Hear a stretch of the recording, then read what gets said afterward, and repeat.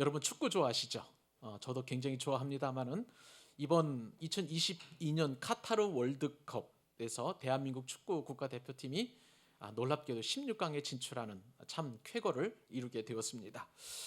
카타르에서 이루어지는 이 월드컵, 중동에서 최초로 열리는 이 카타르 월드컵인데 여러 가지 에피소드가 참 많이 있습니다만은 무엇보다도 중동에서 열리기 때문에 무더위를 피해서 겨울에 열리는 겨울 월드컵이라는 면에서도 참 의의가 있고 의미가 있는 그런 월드컵이라고 할 수가 있겠습니다.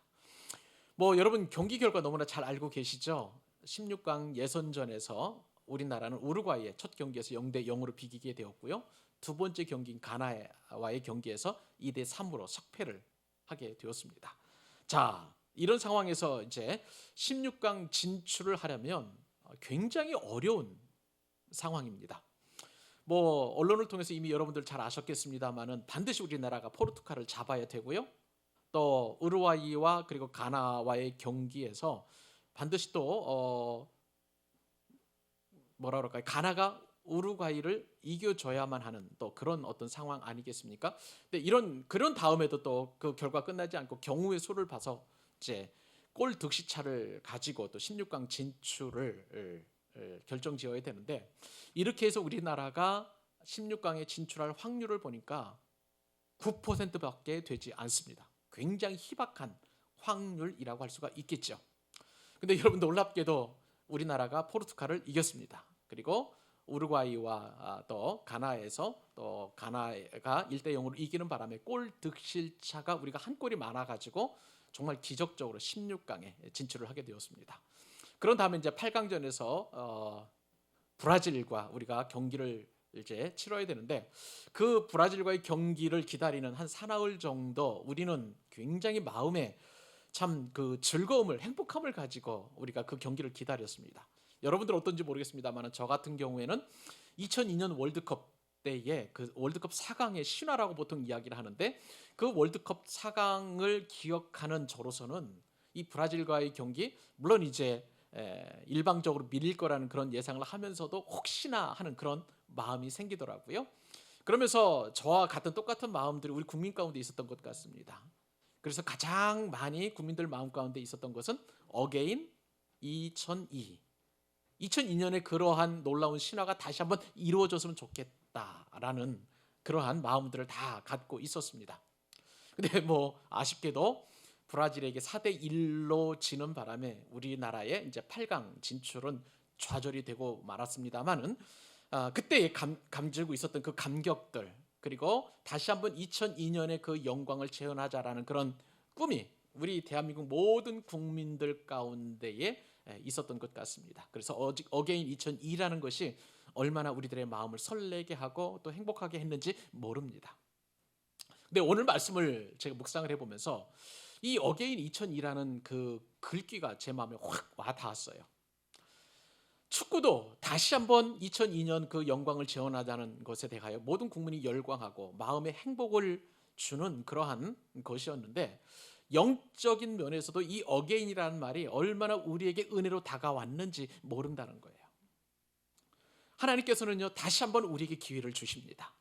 하나님께서 우리에게 다시 은혜를 주셔서 우리로 하여금 어떤 죄를 지었던지 간에 다시 말씀으로 돌아가 회개하면 하나님은 용서해 주시고 다시 시작하는 거예요. 그래서 다시 은혜를 베푸시고 다시 우리를 세워주시고 다시 우리에게 기쁨을 주시고 다시 우리에게 춤추게 하시고 궁핍했던 우리를 다시 풍성하게 하신다. 정말 우리가 하나님을 믿는 믿음이 이 다시라는 단어 안에 다 이렇게 함축되어 있다라는 그런 묵상을 해보게 되었습니다. 사랑하는 여러분, 하나님은요 다시 시작하게 하십니다. 다시의 은혜가 얼마나 큰지 이슬람의 율법에 따르면 이 다시의 은혜가 없어요. 그들의 행한 대로 그렇게 처벌을 받고 그렇게 끝나버리고 맙니다. 그런데 우리에게는 다시 시작할 수 있는 다시의 은혜가 주어졌다는 것이 얼마나 큰 복인지 모른다는 거예요. 다시의 은혜 속에 우리는 다시 시작해서 지난 시간에 머무르는 것이 아니라 지난 시간에 모든 과오들을 다 청산하고 회개하고 그리고 다시 출발선상에 서서 다시 시작해서 우리의 신앙은 계속 앞으로 전진하는 신앙생활이자 믿음 생활인 것입니다. 자, 여러분 오늘 말씀을 보니까요, 하나님께서는 노아에게 다시 시작하시는 은혜를 주십니다. 여러분 오늘 말씀을 통해서 우리는 다시 은혜를 체험하게 될 거예요. 이 다시의 은혜가 여러분 한 분 한 분들의 모든 심령 가운데 풍성하게 임할 수 있기를 축복합니다. 그리고 다시의 은혜뿐만 아니라 이제는 다시는 은혜도 있다는 거예요. 다시는 죄를 짓지 말라. 다시는 하나님 앞에 범죄하지 말라. 다시는 하나님의 마음을 섭섭하게 하지 말라라는 경고도 하시는 거예요. 그래서 오늘 제목이 뭐냐면 다시와 그리고 다시 은혜인 것입니다. 여러분 이 은혜가 저의 은혜가 되었으니 이 은혜가 여러분 한 사람 한 사람들에게 여러분 가정 가운데 그리고 올 한 해 동안 베풀어 주신 은혜에서 다시 시작하게 하셔서 다시 은혜에 이르기까지 풍성하게 임할 수 있기를 우리 주님의 이름으로 축복합니다. 자, 우리가 먼저 살펴볼 다시의 은혜는요, 하나님께서 다시 복을 주신다는 거예요. 너무나 기가 막힌 은혜입니다. 따라서 합니다. 다시 복을 주시는 은혜. 예. 노아가 방주에서 지나다가 밖으로 나오게 되었습니다. 여러분 40일 동안 하늘에서 비가 쏟아져 내리고요, 바다에 땅 속에 있는 모든 기쁨의 샘들이 터져가지고 깊은 샘이 터져가지고 이제 물이 솟구쳐 오르는 그런 엄청난 홍수가 이루어졌지 않겠습니까? 자, 그렇게 이제 오랜 세월이 지나서 노아가 방주에 있다가 방주 밖으로 딱 나와 보니까 세상은 온통 황폐해졌어요. 다 뻘밭입니다. 다 진흙구덩이에요. 그러니까 노아 입장에서 보면 비록 생명을 부지하긴 했지만 이 모든 상황과 환경을 보게 되면 완벽한 절망 그 자체라고 할 수가 있겠습니다. 환경이 너무나 가혹한 거예요. 자, 그런데요, 오늘 말씀을 보니까 이러한 참혹한 환경 속에서도 완벽한 절망인 환경 속에서도 하나님께서 노아에게 다시 복을 주십니다. 자, 1절 말씀 같이 한번 읽습니다. 자, 시작. 하나님이 노아와 그 아들들에게 복을 주시며 그들에게 이르시되 생육하고 번성하여 땅에 충만하라. 여러분 홍수가 끝나고 하나님이 가장 먼저 하신 일은 무엇일까요? 복을 주시는 거예요.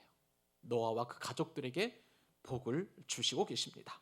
노아와 그리고 그 식구들, 아내와 그 자녀들과 그 세 아들들과 자부들이니까 8명이겠죠. 이 가족들과 그리고 짐승들이 다 방주에서 나왔습니다.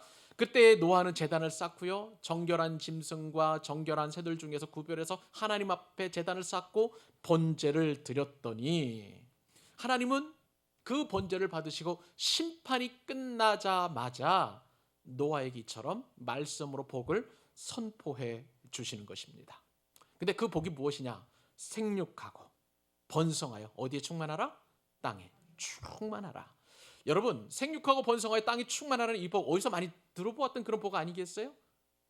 하나님께서 천지를 창조하시고 아담과 하와에게 주셨던 복이 바로 생육하고 번성하여 땅에 충만하라는 그런 복이었던 것입니다.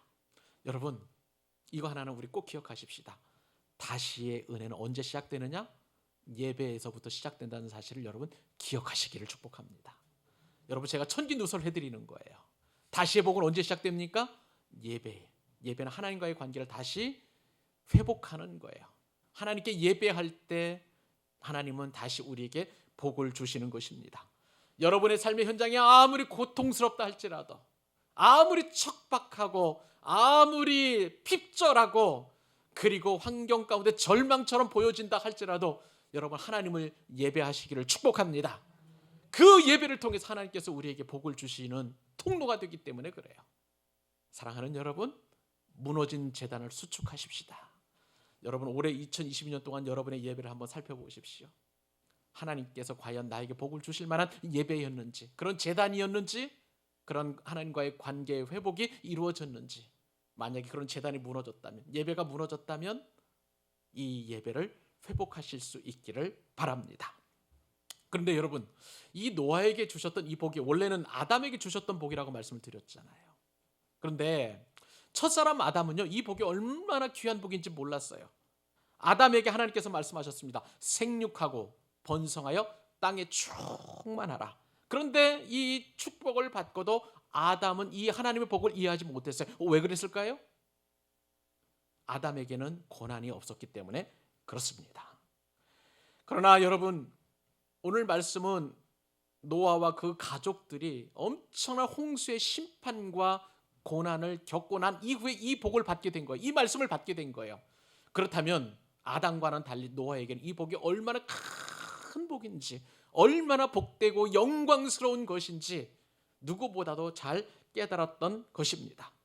여러분, 우리에게는요, 그냥 은혜 가운데 있었을 때, 평범한 일상 가운데 있었을 때는 하나님의 말씀 잘 들리지 않을 수도 있어요. 그런데 여러분의 가정에 문제가 생기기 시작합니다.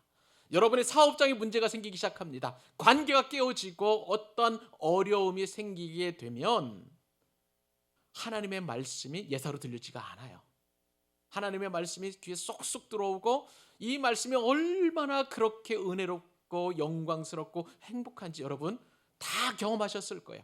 그런 경험 저만 있는 거 아니죠. 여러분 한 분 한 분 다 있으시죠. 고난 가운데 있을 때에 말씀이 그리고 하나님의 복이 더 은혜롭게 우리 가운데 다가온다는 것입니다. 여러분, 그렇기 때문에 우리는 하나님의 성품을 잘 이해할 필요가 있어요. 하나님께서는 우리에게 복을 주시기 위해서, 관계를 회복하시기 위하여, 여러분들이 더 잘 기도하기 위하여 우리의 삶의 환경을 황폐시킬 때가 있다는 거예요. 그러므로 여러분, 우리가 절망에 있다면, 상황이 어렵다면, 그리고 환경이 정말 피폐해져 있다면, 하나님께서 나에게 복을 주시려는 전조이구나, 징조이구나, 이렇게 믿으실 수 있기를 바랍니다. 여러분, 나의 삶이 엉망진창이라면 이제는 하나님께서 주실 복을 기대하시기 바랍니다. 그런데 나의 삶이 어제도 오늘도 내일도 똑같고 변하고 없다, 그냥 이렇게 그냥 사는 것이지 뭐, 이렇게 생각하고 있다면 여러분 이제는 마음을 돌이키실 수 있기를 바라요. 정말 하나님께서 여러분들에게 일상이 얼마나 큰 복인지 경고하실 때가 있을 수 있어요. 그러니까 여러분, 어떠한 상황이든지 간에 우리의 영이 깨어 있을 수 있도록, 하나님과 더 친밀하게 예배할 수 있도록 그렇게 영적으로 깨어 있기를 바랍니다. 자, 그런데요 여러분, 이 복을 보니까 오늘 본문 말씀 잘 보세요. 생육하고 번성하여 땅에 충만하는 복은 누구에게 주셨냐면요, 노아에게만 주신 것이 아니라 노아의 아들들에게도 이 똑같은 복을 주시고 있다는 사실이에요. 이것이 하나님의 놀라운 은총인 줄로 믿습니다. 첫사람 아담에게는 아담만 이 복을 받았어요. 그런데 오늘 본문에 보니까 노아도 이 복을 받게 됐고요, 그리고 노아의 아들들도 이 복을 받게 되는 것입니다. 여러분, 여기서 우리는 아주 중요한 영적인 원리를 경험하게 됩니다. 하나님의 복은요, 공동체로 임한다는 사실이에요. 하나님의 복은 저와 여러분이 속해 있는 이 광교 사랑의 교회 가운데 임하여 주시는 줄로 믿습니다. 이게 하나님께서 우리에게 복을 주시는 원리인 거예요. 근데 여러분, 여기서 한 가지 빠진 사람들이 있어요. 노아의 아내가 있습니까? 없습니까? 없죠? 그리고 노아의 자부들도 있습니까? 없습니까? 없어요. 자, 그러면 하나님은 가부장적인 분이신가요? 노아와 그 아들들에게만 복 주시고 노아의 아내와 그 자부들에게는 복을 안 주시면 남녀를 차별하시는 분이십니까? 그렇지 않죠. 노아에게 주신 복은 노아의 아내에게도 주시는 복이 되는 것이고요, 노아의 아들들에게 주신 복은 그의 아내들에게도 똑같이 임하게 됩니다. 왜요? 부부는 한 몸이기 때문에 그런 거예요.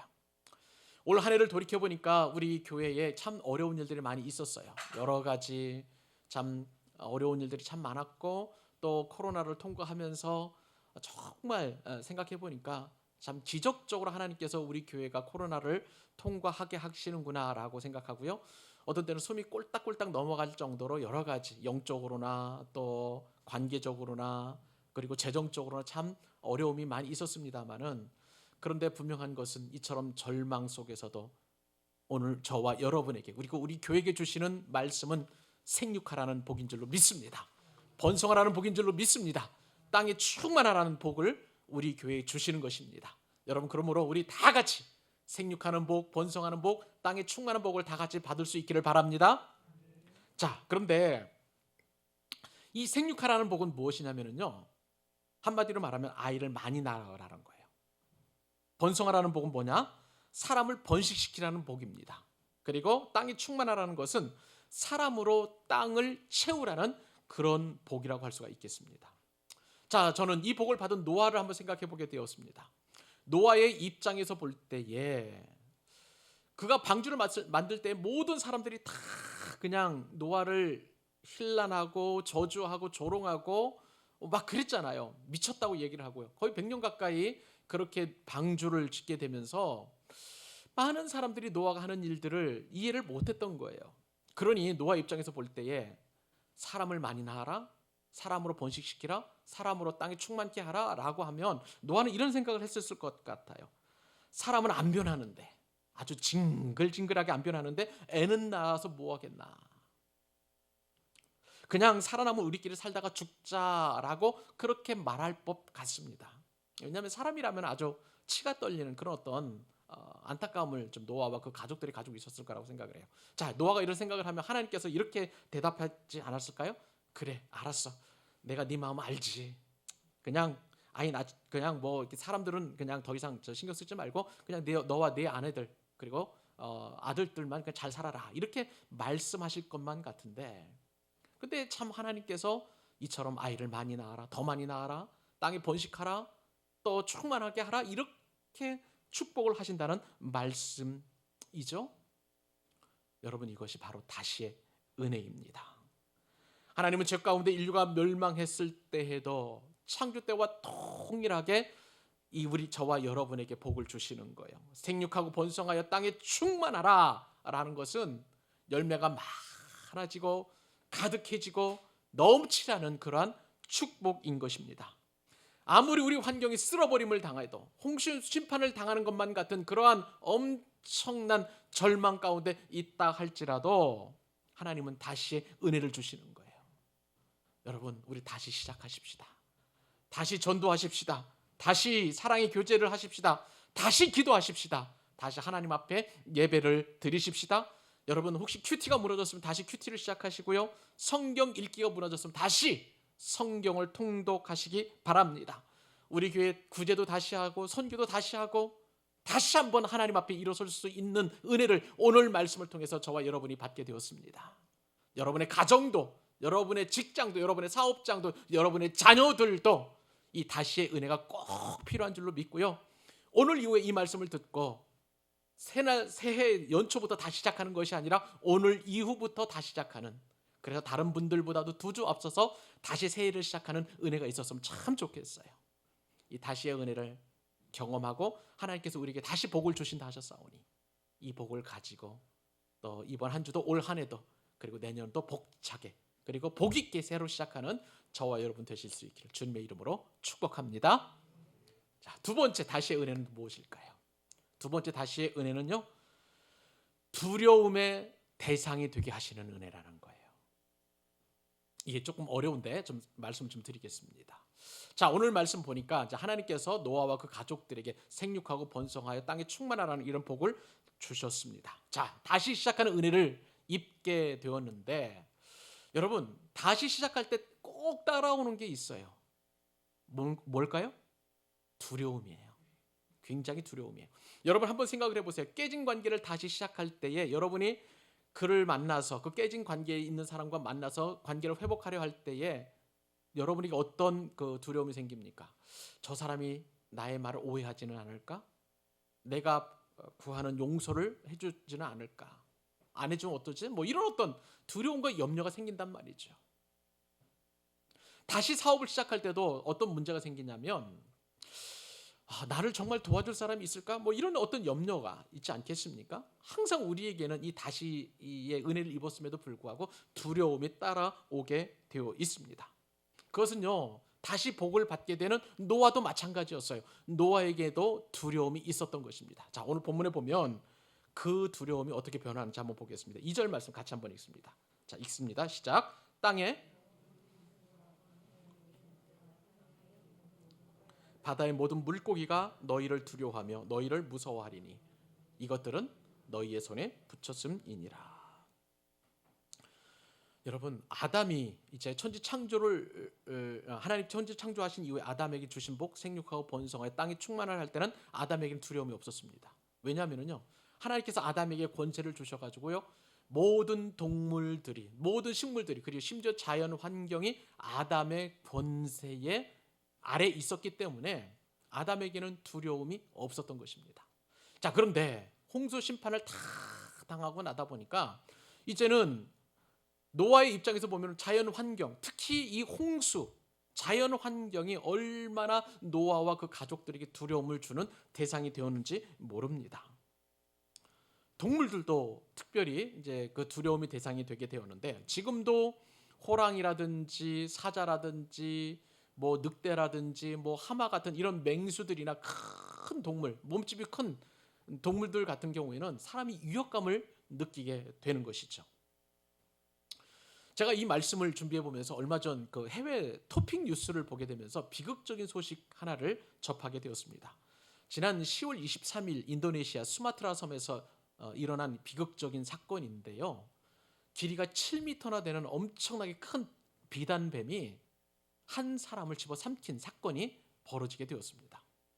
자, 이 인도네시아 여성, 이제 51세라고 신문 기사에 나와 있더라고요. 이 51세 되는 여성이 이제 고무 농장에서 일을 하는데 이 여성이 사라진 거예요. 밤이 늦도록 이제 여성 귀가하지 않으니까 가족들이 경찰에 신고를 했는데 주변을 다 이제 고무 농장을 수색을 하게 되었습니다. 그랬더니 그 여성이 신었던 샌들이 발견되어 됐고요. 그리고 인도네시아 사람들은 대부분 이제 무슬림들입니다. 그러니까 이 여자들 같은 경우에는 얼굴을 가리는, 이렇게 머리를 가리는 히잡이라는 걸 쓰고 있는데 그 히잡이 발견된 거예요. 그래서 이제 정말 이거 안 되겠다 싶어가지고 많은 사람들이 수색을 하다 보니까 그 주변에 배가 불룩한 비단뱀이 있었던 거예요. 그래서 비단뱀을 잡아가지고 배를 갈라보니까 여성이 그 안에 있었던 거예요. 지금도요, 동물들은 사람들을 이렇게 위협하고 있는 것을 보게 됩니다.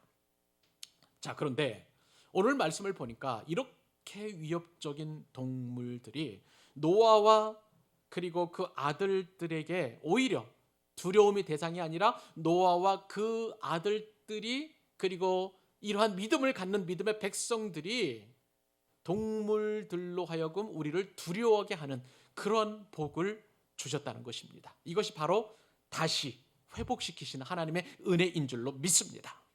이 말씀은 무엇인가요? 동물들에게 본능적으로 우리 사람을 두려워하는 그런 마음을 주셨다는 거예요. 인간과 생물 사이에 아담의 범죄 이전에 형성된 질서를 하나님께서는 다시 회복시켜 주셔서 사람의 권세 아래 모든 만물들이 지배를 당하게 되는, 그 질서에 순복하게 되는 다시 은혜를 주셨다는 것입니다.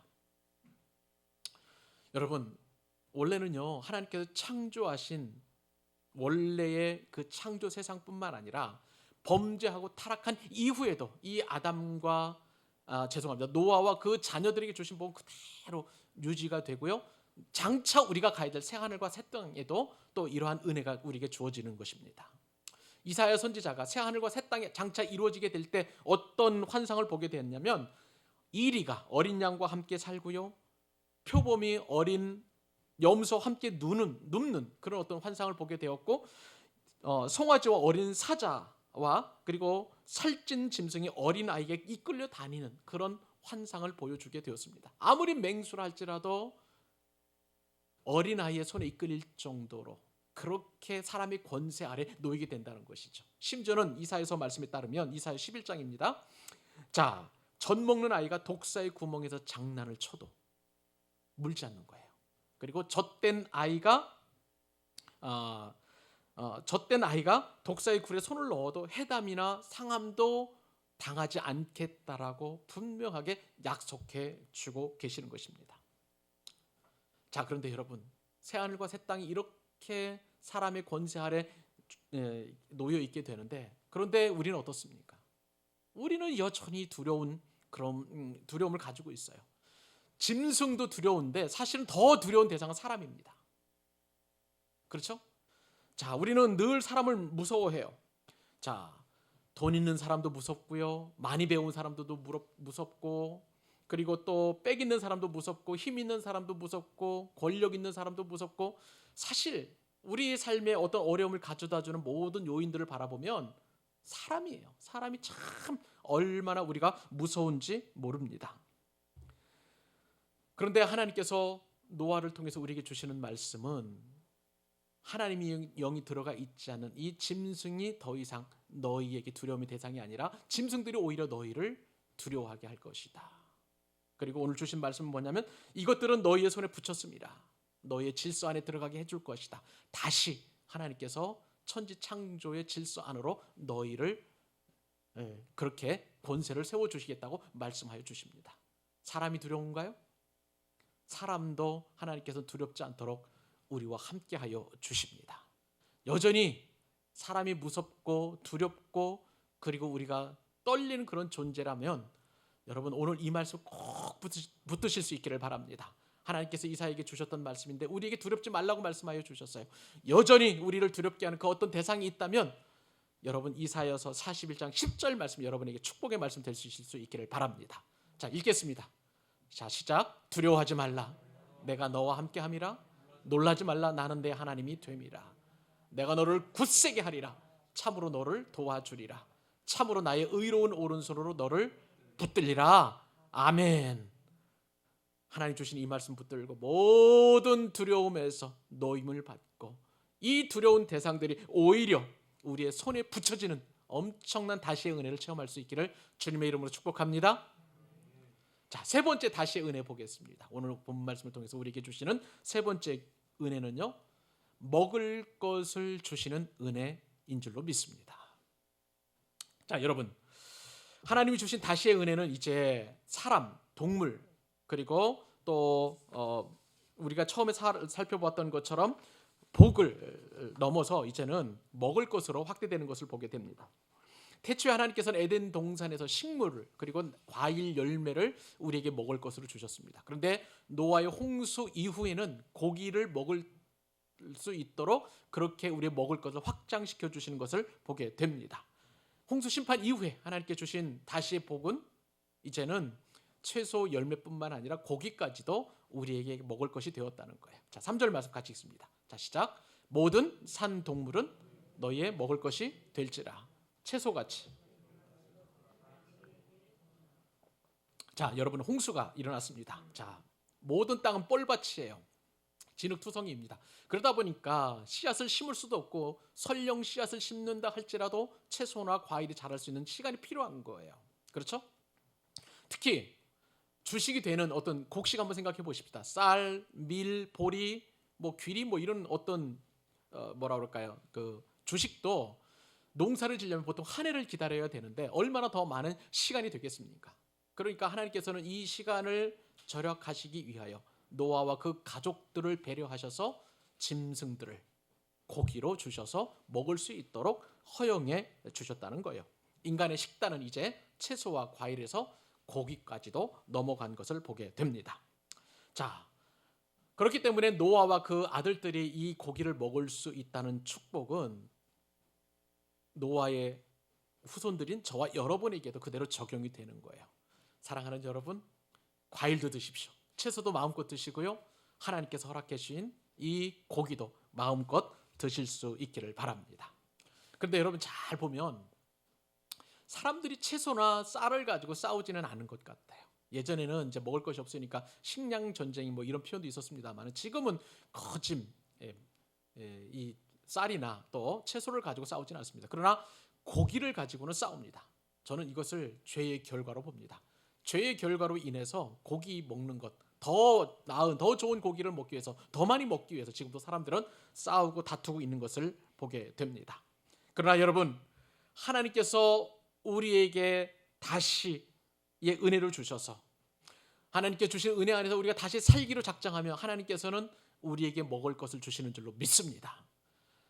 마태복음 6장 33절에 주님께서 말씀하셨잖아요. 우리가 먹을 수 있는 조건은 단 하나예요. 너희는 먼저 그의 나라와 그의 의를 구하라. 그리하면 이 모든 것을 다 너희에게 더하시겠다. 그렇게 약속하셨습니다. 사랑하는 여러분, 우리는 주님의 약속을 믿는 사람입니다. 우리가 하나님의 나라와 그 의를 먼저 구할 때 이 모든 것을 더하시는 약속을 믿으시기 바랍니다. 자, 그런데 하나님께서 이 짐승을 먹으라고 그랬는데요. 짐승 한번 보세요. 어떤 짐승을 먹으라고 했는가? 모든 산 동물이에요. 하나님은요, 우리의 건강을 생각해서 산 동물을 먹으라 말씀하십니다. 이게 무슨 말씀이냐면요, 언제 죽어서 부패했는지 모를 그런 죽은 짐승을 먹는 것이 아니라 산 짐승을 먹어서 우리로 하여금 건강까지도 세밀하게 챙길 수 있도록 그렇게 하나님은 다시의 은혜를 주시는 것을 보게 됩니다. 저는 이 말씀을 통해서 하나님께서 우리에게 주신, 특별히 우리 광교 사랑의 교회에 주신 이 교회 공동체는 밥상 공동체라는 사실을 깨닫게 되었습니다. 예수님께서는요, 이 땅에 오셔서 교회를 설립하셨는데 그 교회를 보니까 계속 식사하는 밥상 공동체였습니다. 예수님께서 가시는 곳곳마다 식탁의 교제가 풍성하게 이루어졌어요. 예수님께서는 죄인들과 세리들과 그리고 죄인 함께 먹으시면서 교제하시고 그들에게 하나님 나라의 복음을 가르쳐 주셨습니다. 그러니까 그러한 예수님의 모습을 보고 바리새인들과 서기관들이 어떻게 예수님을 흠집을 잡았냐면, 보라, 저기 먹기를 탐하는 자다라고 이야기할 정도로 예수님은 그렇게 식탁 공동체, 먹는 공동체를 통해서 교회를 만들어 가신 것을 보게 됩니다. 예수님께서는요, 이 식탁 공동체를 엄청나게 확장시키셨어요. 그래서 베세다 들녘에서 오병이어의 기적을 일으키셨는데 남자 장정만 무려 5,000명을 먹일 정도로 풍성하게 식탁 공동체를 그렇게 만드신 것을 보게 됩니다. 근데 여러분, 왜 이렇게 예수님은 먹는 것에 집중하시고 먹는 교회를 그렇게 강조하셨을까요? 이유가 있습니다. 예수님께서는요, 이 먹는 것과 관련해서 교회의 참된 본질을 말씀하시고 계시기 때문에 그렇습니다. 예수님은 먹는 식사와 그리고 물을 통해서 교회는 어떤 것이어야 하는지 이렇게 말씀하셨어요. 요한복음에 보니까 예수님께서 꿈꾸셨던 교회는 이런 교회였습니다. 요한복음 6장 35절, 예수께서 이르시되 나는 무엇입니까? 생명의 떡이에요. 내게 오는 자는 결코 줄이지 아니할 터이요 나를 믿는 자는 영원히 목마르지 아니하리라. 자, 49절과 50절 보실까요? 너희 조상들은 광야에서 만나를 먹어서도 죽었거니와 이는 하늘에서 내려오는 떡이니 사람으로 하여금 먹고 죽지 아니하게 하는 것이니라. 자, 그 다음에 54절 55절, 자, 같이 읽습니다. 내 살을 먹고 내 피를 마시는 자는 영생을 가졌고 마지막 날에 내가 그를 다시 살리리니 내 살은 참된 양식이요 내 피는 참된 음료로다. 예수님께서는요, 이 땅에 오셔서 밥상 공동체를 만드시고 손수 예수님께서 우리의 먹을 것이 되어 주셨습니다. 그래서 예수님의 몸을 먹을 때 우리가 성찬을 하는 것이죠. 떡을 먹을 때에 생명의 떡을 먹는 것이고, 예수님의 피를 마실 때 우리가 포도주를 먹을 때에 예수님께서 우리에게 공급해 주신 영원히 목마르지 않게 하는 생수를 먹게 되는 거예요. 그러니까 우리가 예수님을 영접하게 되면, 예수님을 만나게 되면 예수님과 우리를 더불어서 교제하는데 영원토록 먹고 마시고 즐거워하는 생명의 떡과 생명의 음료를 마시고, 그렇기 때문에 우리는 영원한 삶을 살게 되는 것이고요. 그리고 주님과 함께 영생하는 복을 저 천국에서 누리게 되는 거예요. 그리고 이 땅에서도 교회 공동체를 통해서 천국을 경험하게 하여 주셨습니다. 자, 그러므로 우리는 이러한 식탁 공동체의 원리에 의해서, 예수님께서 우리에게 가르쳐 주신 그 원리에 의해서 우리 교회는 먹는 것을 참 좋아하는 밥상 공동체인 줄로 믿으시기 바랍니다. 오늘 점심에도 여러분 사모님이 준비해 주신 맛있는 고기도 드시고요, 채소도 드시고요, 식사도 하십시오. 우리 교회는 먹고 마시면서 함께 우리가 예수님 안에서 한 형제요 한 자매임을 확인하는 그런 공동체인 것입니다. 다시의 은혜는 먹을 때 더 풍성하게 임하는 줄 여러분 믿으시기 바랍니다. 그리고 여러분의 가정도, 여러분의 사업장도, 여러분의 직장도, 그리고 여러분의 앞날도 더 먹을 것이 풍성해지는 다시의 은혜가 여러분 가운데 있기를 주님의 이름으로 축복합니다. 자, 이렇게 해서 우리는 다시 세 가지 복을 보게 되었습니다. 다시의 복을 주시고요, 또 우리에게 먹을 것을 주실 뿐만 아니라 다시 또 우리로 하여금 두려움의 대상이 되게 하시는 그런 은혜를 주셨습니다. 자, 이제는 다시는의 그 경고의 은혜를 저와 여러분이 받아야 될 것입니다. 자, 다시는 은혜는 무엇인지 네 번째 주제입니다. 네 번째 하나님 주시는 음성은 다시는 생명을 가볍게 여기지 않고 이제는 살리게 하라라는 그런 은혜입니다. 지금까지 우리는 다시 은혜를 살펴보았죠. 이제는 다시 은혜, 경고의 은혜를 우리가 받아야 됩니다. 자, 하나님은 우리에게 다시 은혜를 베푸셔서 다시 살리시고 다시 세우시고 다시 춤추게 하시고 다시 풍성하게 하시고 다시 먹을 것을 주신 이 하나님께서는 이제 다시는 사람이 죄를 짓지 않도록 우리에게 강력하게 경고하십니다. 자, 그 경고는 뭐냐면요, 생명을 결코 경시해서는 안 된다는 그러한 말씀입니다. 자, 4절로 7절까지 우리 넉절 말씀 한 목소리 또 있습니다. 자, 시작. 그러나 고기를 그 생명되는 핏째 먹지 말 것이니라. 내가 반드시 너희의 피 곧 너희의 생명의 피를 찾으리니 짐승이면 그 짐승에게서 사람이나 사람의 형제면 그에게서 그의 생명을 찾으리라. 다른 사람의 피를 흘리면 그 사람의 피도 흘릴 것이니 이는 하나님이 자기 형상대로 사람을 지으셨음이니라. 너희는 생육하고 번성하며 땅에 가득하여 그 중에서 번성하라 하셨더라. 하나님께서는 오늘 노아와 그 가족들에게 다시 생육하고 번성하고 땅에 충만하는 이 복을 두 번씩이나 말씀하시면서 오늘 본문의 마지막에 이 다시 은혜를 경고를 하시는데 그것은 뭐냐면요, 우리가 먹을 때에 고기를 핏째 먹지 말라는 경고입니다. 왜냐하면 홍수 심판 이후에 생명을 경시하는 풍조가 사람들에게 가득해질 것을 하나님께서는 염려하고 계시는 것입니다. 자, 하나님은 이 말씀을 통해서 더 이상 살인은 안 된다고 말씀하시는 거예요. 짐승과 사람 모두 하나님의 주권 아래에 있기 때문에 먹는 목적 이외에 살육을 하거나 혹은 학대하거나 생명을 경시하지 말라고 지금 오늘 말씀을 통해서 경고하시는 것입니다. 여러분, 먹을 것과 관련해서는 성경에서 굉장히 관심을 많이 가지고 있는데 신약 성경과 달리 구약 성경에는 음식 규례가 있는 거 여러분 아시죠?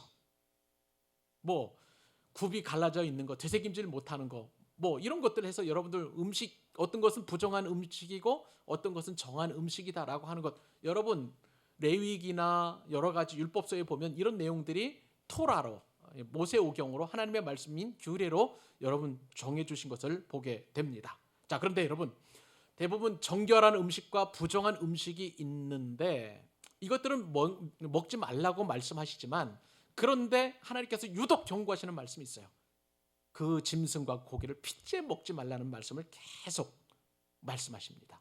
그러면서 어떤 경고까지 하시냐면 네가 만약에 그 피를 먹게 되면 네 후손까지도 끊어진다는 그런 말씀을 하시는 거예요. 자, 레위기서 17장 10절에 하나님이 이런 말씀을 주셨습니다. 무슨 피든지 먹는 자가 있으면 내가 그 피를 먹는 그 사람에게는 내 얼굴을 대하여 그를 백성 중에서 끊으리니 이렇게 말씀하십니다. 자, 하나님께서 핏째 먹는 행위에 진노하신 까닭이 무엇일까요? 그것은요, 육체의 생명이 피에 있기 때문입니다. 그래서 레위기 17장 14절 말씀에 따르면 모든 생물은 그 피가 생명과 일체라. 그러니까 피는 생명이라는 뜻이에요. 그렇기 때문에 피를 먹게 되면 생명을 먹는 것이기 때문에 하나님께서 이것을 절대 금하시고 그리고 너뿐만 아니라 내 후손까지도 끊어지는 그러한 경고를 하시는 것을 보게 됩니다. 이 말씀을 통해서 우리가 예전에 우리가 다루었던 또 상고했던 말씀이 기억납니다. 자, 인류 최초의 살인 여러분 잘 아시죠? 가인이 아벨을 죽였을 때에 하나님께서 말씀하신 것이 있어요. 그것은 뭐냐면 하나님께서 아벨의 핏소리가 땅에서부터 호소한다 라고 그렇게 말씀하셨습니다. 이 말씀을 무엇이냐면 아벨의 그 핏소리라는 것은 아벨의 생명소리라는 거예요. 아벨의 생명소리가 땅에서부터 호소하고 있다. 그러니까 생명의 절박한 호소를 하나님께서 들으셨다는 것을 오늘 말씀을 통해서 다시 노아와 그 아들들에게 기억하게 하시려는 것입니다. 이런 배경에서 피를 먹는 것은 잔악성을 뜻하는 거예요. 살인해서 사람의 피를 흘리게 하는 것은 정말 사람이 얼마만큼 독하고 사람이 얼마만큼 그 생명을 해하는 것을 하나님이 반대하시는지 그렇게 말씀하시는 것을 보게 됩니다. 사랑하는 여러분, 그렇기 때문에 우리는 생명을 죽이는 것이 아니라 생명을 살리는 일에 저와 여러분의 삶이 계속 그곳에 초점이 맞춰져야 될 줄로 믿습니다. 여러분, 생명을 죽이는 것은 그 주권이 누구에게 있는 것입니까? 하나님에게 있어요. 하나님만이 생사를 주관하시는 전능자이십니다. 그런데 우리는 끊임없이 생명을 죽이고 있어요. 무슨 말씀입니까? 낙태 있을 수 있어요. 자살하는 것도 있을 수 있어요. 또 다른 사람을 죽이는 살인도 타살도 마찬가지입니다. 심지어는 주님께서 말씀하셨죠. 형제를 미워하는 자마다 살인하는 자니, 우리가 미워한다면 우리가 얼마만큼 살인을 많이 하고 있는지 그것도 우리가 말씀을 통해서 깨닫게 되는 것입니다. 그러므로 다시는 살인하지 않고 하나님의 말씀대로 우리가 생명을 존중하면 하나님께서는 생육의 복을 주시고 번성하게 하시고 또한 땅에 충만하시는 복을 그대로 주시는 것입니다. 다시는 살인하지 않을 때 이런 복을 하나님께서 주시는 것이죠. 그러므로 이 말씀을 생각하면 우리는 감히 어린아이가 먹는 분유에 화학물질을 섞을 수가 없고요, 상한 재료를 내보낼 수가 없는 것입니다. 우리는 그렇기 때문에 생명을 죽이는 술을 마실 수가 없는 것이고 마약을 할 수 없는 그런 일이 되겠죠. 살리는 일에 우리가 더 집중해야만 하는 것입니다. 여러분, 생명을 가볍게 여기는 것은 사탄이 주는 마음입니다. 그러므로 다른 사람의 생명도 나의 생명도, 심지어는 오늘 말씀처럼 짐승의 생명까지도 가볍게 여기지 마시고요, 무엇보다도 우리가 힘써야 될 것은 생명을 살리는 일, 즉 복음을 전하는 일입니다. 전도하는 일입니다. 그 일에 저도 앞장설 테니까 여러분 한 분 한 분도 삶의 모든 영역에서 생명을 살리는 전도하는 일에 우리가 최선을 다할 수 있기를 바랍니다. 자, 오늘 이렇게 해서 다시의 복과 다시 있는 은혜 복을 함께 나누게 되었습니다. 여러분, 이제 송년으로 넘어가게 됩니다. 2022년도 우리의 삶이 진흙덩 뻘밭과도 같았고 그 다음에 진흙구덩이와 같았다 할지라도 하나님께서 우리에게 다시 복을 주시겠다 하십니다. 다시 먹을 것을 주시겠다 하십니다.